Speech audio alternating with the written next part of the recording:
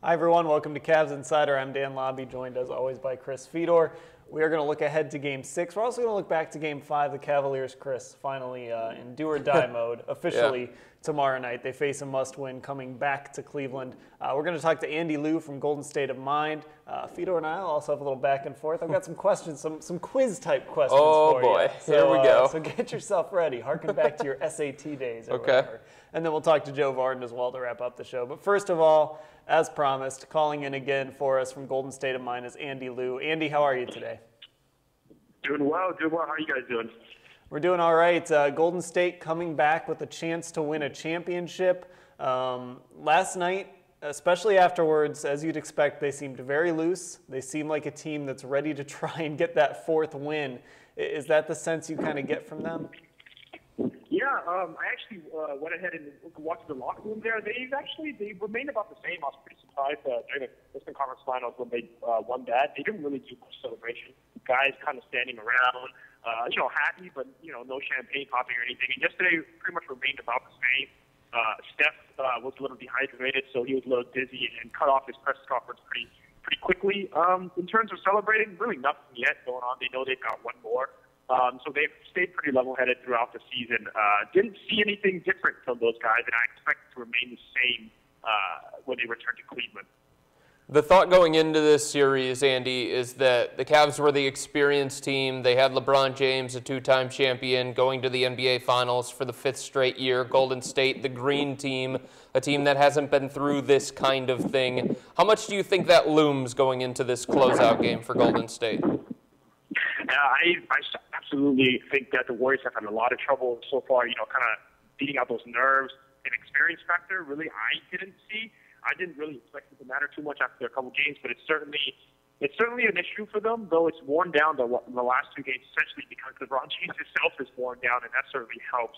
I think they really haven't played a full good game yet, and I think that's a testament to how the Cavs are playing defense right now in terms of switching. And I think LeBron, the last game was the best that he's played all series, and I certainly think he has one more against them. I think that you guys remember the one that he had against the Boston Celtics in Game 6 a couple years back was probably the greatest game I've ever seen him play, and I expect something similar to that to happen, and we'll see if that's enough. I don't know even if he does that again if it'll be enough, so that'll be interesting to watch. The big story, of course, from Game 4 and into Game 5 was the small lineup that Steve Kerr went with. How much of an impact do you think that has had on the Cavaliers, and how much, just in your mind with the Cavaliers, is it just they're running out of gas and can't play at this tempo? Yeah, I mean, the Cavs adjusted by going small as well. Now, they can do really adjust whatever they want because they have LeBron James. They can put him at center, they can put him at point guard, they can put him at power forward. So they can go big, they can go small, they can go medium, they can go wherever they want. But I think they can actually play small with the Warriors, and they did really for 3.5 quarters. Now, I think it would have been a much more fun game if they also had, Kyrie Irving and Kevin Love, of course. Now, that would be a really more aesthetically pleasing game, series to watch if they had those guys. Just in terms of it would be more fun. Do I think the Warriors would still win? Perhaps, but at least it would be more fun if both teams let the ball and Cleveland were healthy. If you go to Draymond Green, Andy, in the first couple of games, he really struggled, and then all of a sudden, Game 4, it looks like he's more comfortable. He called himself out in the media. Game 5 last night, he probably had his best all-around game. What do you think clicked with Draymond? For him, I think it's just a matter of really Kerr got him in the right circumstances. What happened? 1, 2, 3. He was playing with a big, and it really cramped up the spacing in terms of there was somebody on the baseline, so it didn't help him pass or dribble around the basket, especially if Bogut's there. So Mozgov was there to also protect the rim. Now we see when Bogut is out, Draymond Green can go directly at the rim, although he's not finishing at a great rate. He's still getting fouled. So that's really something that's helping him. And another thing is, he talked to his mom, and his mom basically said he's got to stop whining to the referees. And he's done that the past couple games. It's still an issue for the Warriors. They're way too whiny to the referees at this point, and it's certainly something that that's hurting them when they have to go small. It's kind of a Los Angeles Clipper syndrome, I call it. Essentially, they feel like they should be able to get in these calls, but if they're not, they're playing worse because of it, and that's something that's not a good look for them, and really for the fans who are really just whiny the entire game. Andy, a guy who struggled in Game 3, played really well in Game 4. Last night had a couple of big putback dunks for the Warriors. Harrison Barnes, What impact does he have on this team when he's playing well? Yeah, with Harrison, it's one of those things where, again, it's matchups with him. He got taken off LeBron James on defense, thank goodness, for the Warriors. And so it's really helped him thrive going up against, bigger guys that he can swarm around with, really, on offense. And he can, slither through on screens, cut to the basket, and kind of get, dirty putback points. And he's also got 6 offensive rebounds last night, which was a testament to really how tired the Cavs were.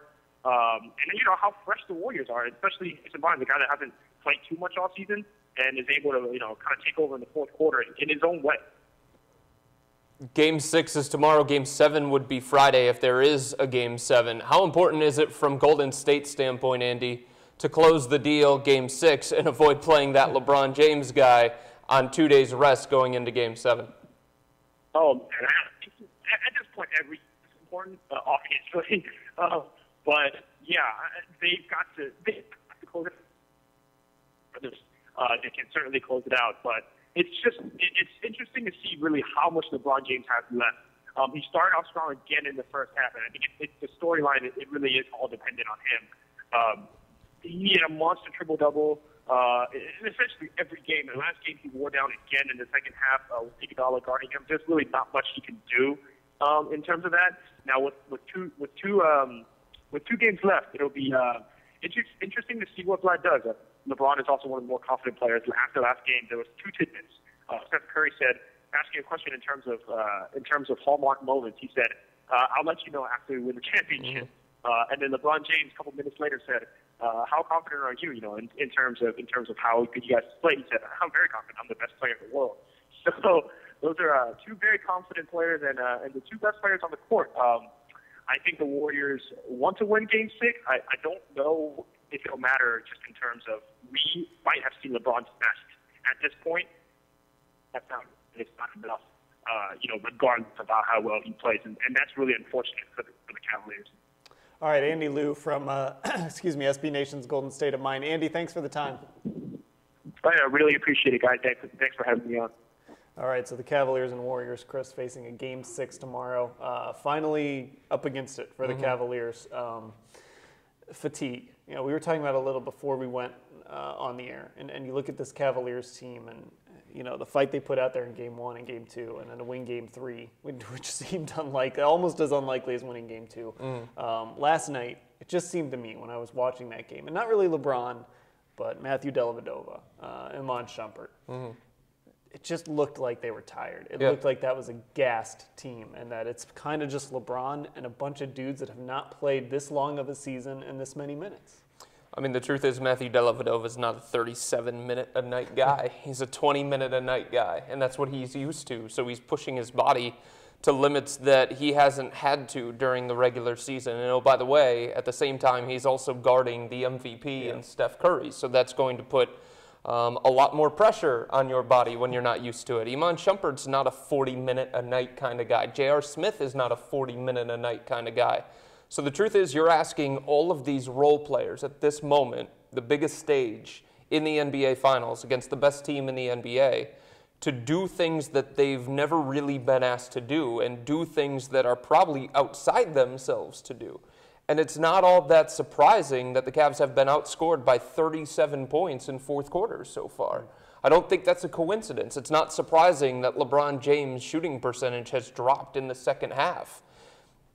It's just the way it is right now. Sometimes you have to deal with the realities of your roster, and sometimes I guess you have to come to accept that there are certain things that you can't adjust to. There are certain things that you can't go to. And the Cavs, look, I mean, I hate to say it is what it is, but it is what it is right now. Yeah, and a lot of people you don't want to make excuses for guys.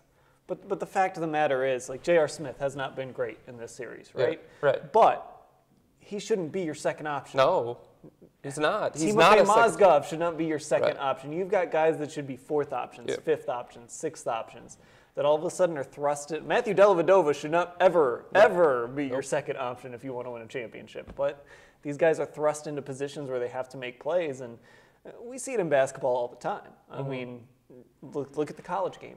Right. Sometimes overmatched guys make plays for one game. It turns into an upset. Well, unfortunately, in the NBA, it's a 7-game series. That's right. It's not one and done. So you can get a game or two. But that talent, the talent of Golden State starts to rear its head in situations like this. Yeah, that's why I think it's important when you mention the NCAA tournament and how anything can happen in a one-game situation. That's why I think it's really, really important for the Cavs to try and get this thing to a Game 7, because if you go into a Game 7 with all the pressure on Golden State, them playing in front of the hometown fans, them never being in that situation before, and they're playing against LeBron James, a 2-time champion, Mike Miller, a champion, all of that kind of experience, you never know what can happen. And you never want to put anything, you can't put anything past LeBron James, because if there's anybody capable of the historic, if there's anybody capable of delivering miracles, it's that guy. It really is. Yeah. And you got that sense, I think, last night when you listened to him talk. And he comes out and says, I'm the best player in the world.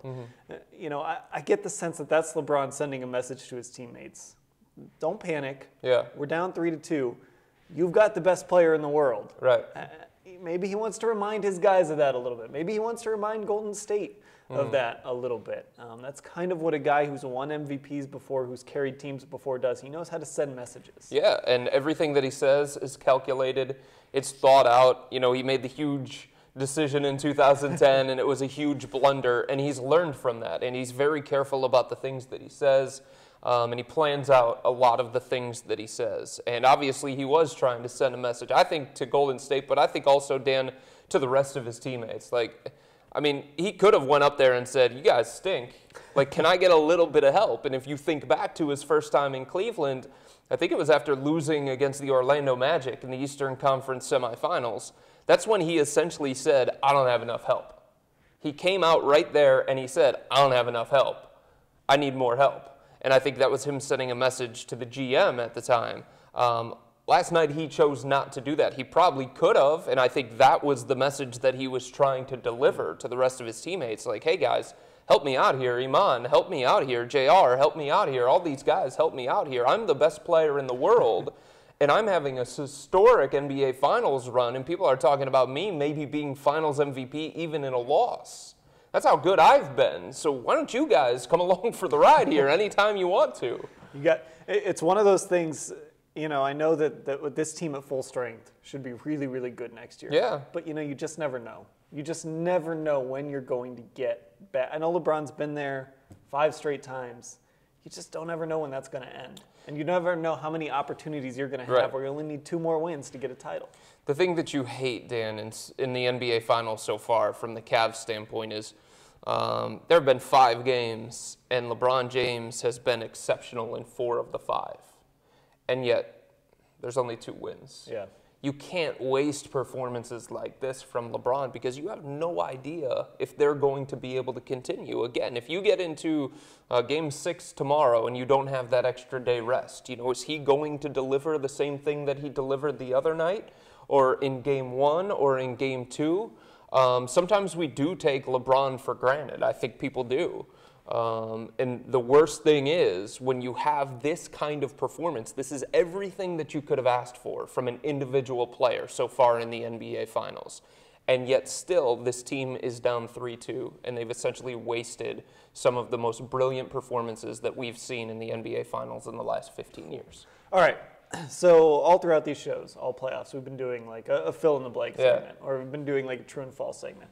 I'm going to pull something from all of those segments to throw at you here. So the first one is going to be a true or false. We're going to think back to Kyrie Irving, and not 100% Kyrie Irving that dropped 57 on San Antonio. Just the Kyrie Irving the Cavaliers got in Game 1. Mm-hmm. If they have that this entire series, true or false, they win. I say that's false, actually. Because I still think that over the course of that series, given what he was dealing with, he would have worn down and he would have been as gassed as everybody else. And I also think that even though Matthew Dellavedova has turned back into a pumpkin recently, he's still a tough, feisty defender. And given that they didn't have Kyrie, it changed their mindset in this series, and they became more defensive-minded. And I think Golden State would welcome a guy like Kyrie guarding Steph at times as opposed to Delly.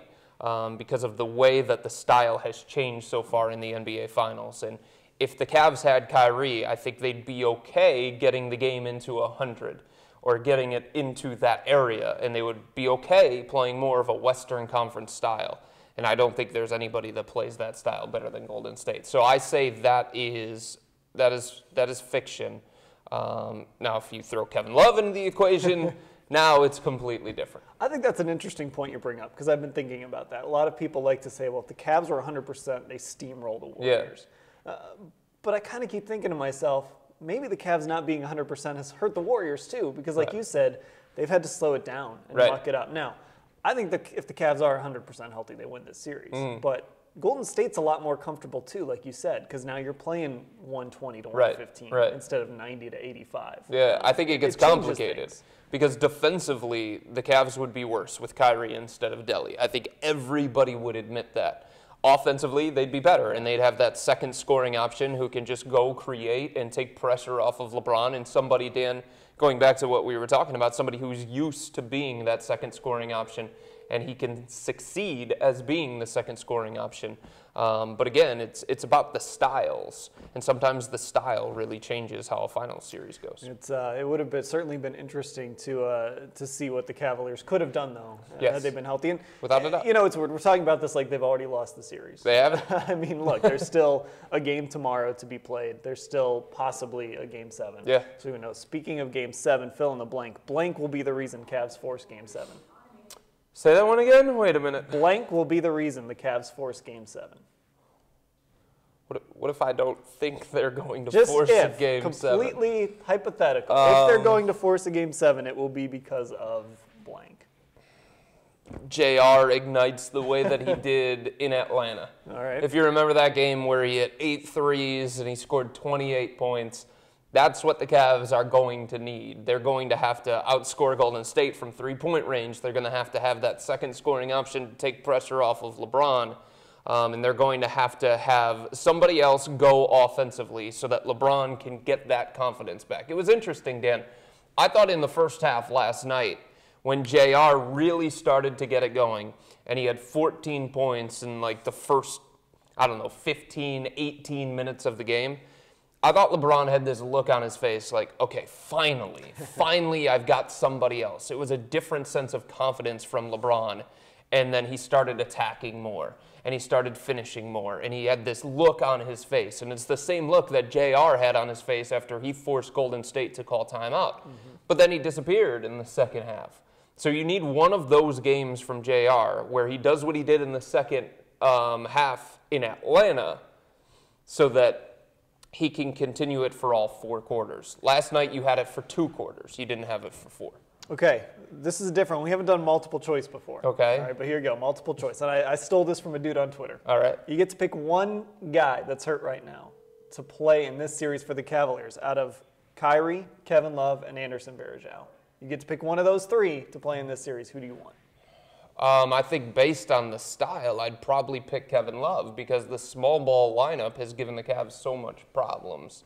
So if you have him, maybe the matchups are a little bit different. You know, you no longer have Timofey Mozgov guarding Draymond Green at times, or you no longer have Mozgov guarding Andre Iguodala at times. You'd have Kevin Love, somebody who is, in my eyes, the most versatile power forward in the NBA, with his ability to pass, his ability to shoot from the outside, his ability, look, I'm not going to say defend, but at least his ability to be more comfortable going out to the three-point line than Tristan Thompson and Timofey Mozgov. All right, let's go ahead and bring in our next guest. He is another part of our Cavaliers team, Joe Vardon, joining us. Joe, how are you? Well, about as well as someone stuck in Chicago O'Hare can be. Oh, ouch. All right, Joe. LeBron James came out and said he's the best player in the world last night. I don't think many people are going to debate that. But Chris and I were talking about maybe why he said it. Why do you think he said that? Well, I guess I'm not exactly sure. I thoroughly enjoyed it, for one. I kind of like that braggadocio. And 2, it's probably true. And 3, I just think it puts into context the confidence that's there, not just with him, but on this team still, they still believe they have a chance, and here's why. Because he's the best that there is, and, you know, you're going to have to take him out. I mean, he's not going to go quietly. You know, I mean, some things, just, you know, some anecdotes. Damon Jones last night, who's obviously very close to LeBron, when he was leaving the arena, he said to a Golden State security guard, "Hey, I'll see you Friday." You know, because obviously that's when Game 7 is. And, you know, I heard, you know, Mike Miller, you know, talking to somebody, you know, talking about, you know, getting Game 6 and coming back here for Game 7, and LeBron will have to put that cape back on. You know, so, I mean, that's what we're doing. I mean, you know, the numbers tell us that no one has ever had a finals like this. He's on path to have the best individual finals in NBA history. So that alone gives you a little bit of room to say what he said, and, you know, it illustrates, again, just why they don't think this is over just yet. Now, you mentioned him tossing on the cape, and you mentioned all of his performances so far in the first 5 games. Joe, is there anything more that he can do in the NBA Finals for this team? Well, Chris, you know, I mean, that's kind of that's like the small, insignificant truth or problem with all this is that what else could that man really do? I mean, he even shot the ball fairly well, you know, 15 of 34, and that's with a quarter of 1 of 6 in the third quarter. Yeah. You know, so I don't know. I mean, he's talking about how they had some lapses with offensive rebounding and some defensive things, which is fine and true. I mean, does it make up the 13-point difference? I don't know. You know, I mean, J.R. Smith took 1 shot in the second half. I mean, you can't have that. And, I mean, this is going to sound silly and in Cleveland, you know, almost defensive. But the last 2 games, I mean, Delly has just been absolutely killed. And last night it was not close. And, you know, it just, I mean, it's like this would have been obvious 2 weeks ago, but then we've kind of gone through everything that we have in this series, where Delly was so good for a little bit. But, I mean, we're talking 37-5. You know, Delly was 2 of 9 in 42 minutes. I mean, it's hard to win like that. So, you know, LeBron, I don't know if he can do anything else, but he's got to do what he did last night and just needs a little more help around the mark. Joe, you kind of mentioned there were lapses, and these were things that we haven't been seeing with the Cavaliers all playoffs and in this series. You know, that's usually a case of guys are tired or they're getting exposed. Which do you think it is? Well, every time you want to kind of latch onto that tired argument, you know, I mean, the Warriors are playing too, and you know, they've had a couple of games in the series where they've only played 7 guys. You know, where I mean, their rotation isn't that deep. And Curry's playing a ton of minutes. I mean, last night he had to lay down after his remarks, you know, in the media room. Like he couldn't make it out of the arena. He was doubled over, and you know, I didn't see it after that. But then they took him into the locker room and treated him for some dehydration issues. So they're, you know, and they're on the same flights. It's the same grind. I mean, they've actually played 1 more game in the playoffs than the Cavs. So, you know, I mean, because LeBron has had to carry so much of the load, you could make a case for some fatigue there. But secondly, it's more the exposure issue. I mean, you know, they're missing 38 points. I don't even know how many combined All-Star appearances and whatever else. You know, they're missing that. And they were good enough to get through all the way through the East, you know, without those components. But playing against the best team in the regular season all year, I mean, those warts are probably going to show. Joe, what can David Blatt do about Timofey Mozgov? He scores 28, grabs 10 rebounds in the Game 4 blowout loss last night. He plays 9 minutes, 0.0 rebounds. Blatt was grilled about that by the Russian media last night. So what can he do about that? Well, what were you guys saying? You know, because obviously I can't hear. I mean, I'm just getting into the show when we pick up the phone. What was your take on that? For me, Joe, I don't think there's a spot for him in this series if Golden State's going to go with the small ball lineup, because he's the guy that they continue to attack. He's the guy that's uncomfortable guarding Draymond Green, Andre Iguodala. And if the Cavs continue to play him offensively and run their offense through him, that's something that I think Golden State will invite. So I just think that Steve Kerr pulled out his trump card, and if it's a chess match, no matter what happens in this series, if it's the Cavs winning in 7 or Golden State winning in 6 or 7, I just think that's checkmate from Steve Kerr. I don't think David Blatt has an answer to that.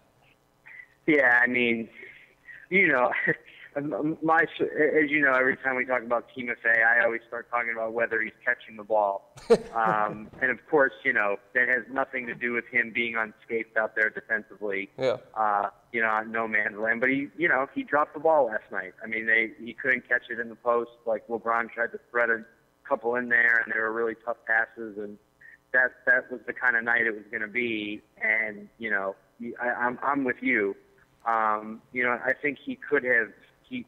You know, if you really want to be critical about it, I suppose you could have tried to play Team FA more in spurts earlier on just to keep Tristan fresh and see if Team FA will block a shot for you or if they'll knock down a mid-range jumper for you, which he can do.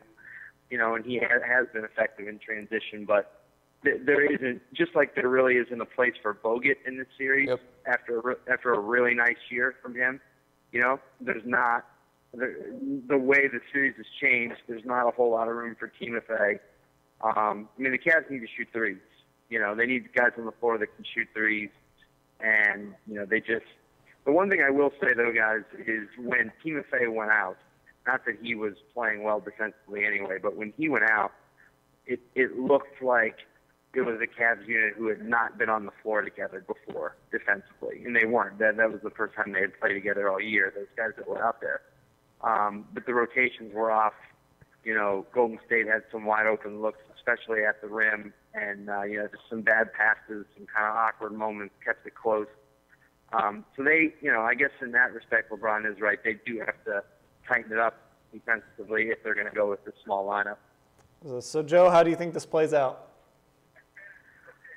Well, you know, I'm somebody who likes to stick to my guns here. I mean, I picked them, the home team, or, you know, I picked Cleveland 7. That is a long shot.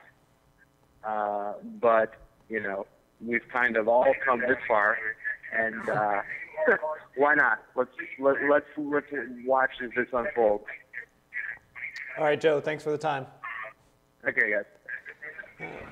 Speaking of Mozgov, I gotta say, I didn't watch that game last night. Unless Timofey Mozgov has suddenly become a player that can step out and guard Steph Curry on those step-back threes, I didn't watch that game and think they win if Mozgov gets more minutes. I agree completely. I think the unfortunate thing here for David Blatt is that Golden State has gone small. And Golden State went small in the Memphis series, and it changed the series completely. No team in the NBA has had an answer for that small ball lineup. And now that the Warriors have gone small, David Blatt, he's almost forced into going small as well. But the problem with that, Dan, is Cavs can't do small ball better than Golden State. So David Blatt going small plays into the hands of Golden State. But if he doesn't go small, that also plays into the hands of Golden State, because Golden State will hope that Timofey Mozgov gets the ball in the post, and they'll hope that Mozgov has to guard Draymond Green, Andre Iguodala, Harrison Barnes, Klay Thompson, one of those kinds of guys. I just think sometimes you get to a point in a series where you don't have any answers. And unfortunately, I think because of Golden State's personnel, because they can go 9-10 deep, I think they can answer more questions than the Cavs can right now. The only way that the Cavs can win this series, to me, Dan, is if LeBron James goes absolutely crazy for the next 2 games, and that's enough because they're playing good enough defense against Golden State. So you're telling me that all the people calling for Joe Harris, oh my gosh, they're probably not. Joe Harris probably isn't the answer. I just want to go on record here and just make sure that we're clear that Joe Harris is not the answer. I can't believe we're talking about Joe Harris in the NBA Finals. Yeah.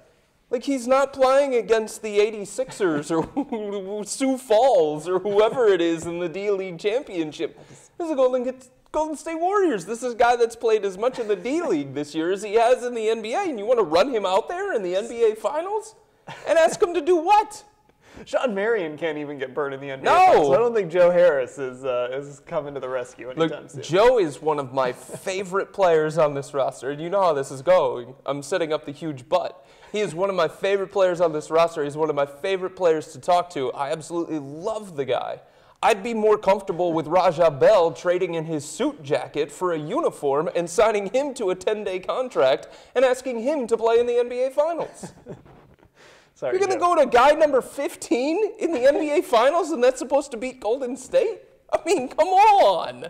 That's like people last year in Miami calling for Michael Beasley. Like he was going to change the series against the San Antonio Spurs. You got to be kidding me. See, now everybody knows how David Blatt feels. We're all just grasping at straws here, trying to find something. What do you want him to do? Up with Joe Harris. He played Mike Miller 14 or 16 minutes last night. He was the only guy with a positive plus-minus somehow, some way. All right, that is Cavs Insider. Joe Game 6 Harris. is tomorrow night, 9 o'clock at the Q. Should be a great atmosphere. Of course, if the Cavaliers can somehow force a Game 7, it will be Friday night back in Oakland.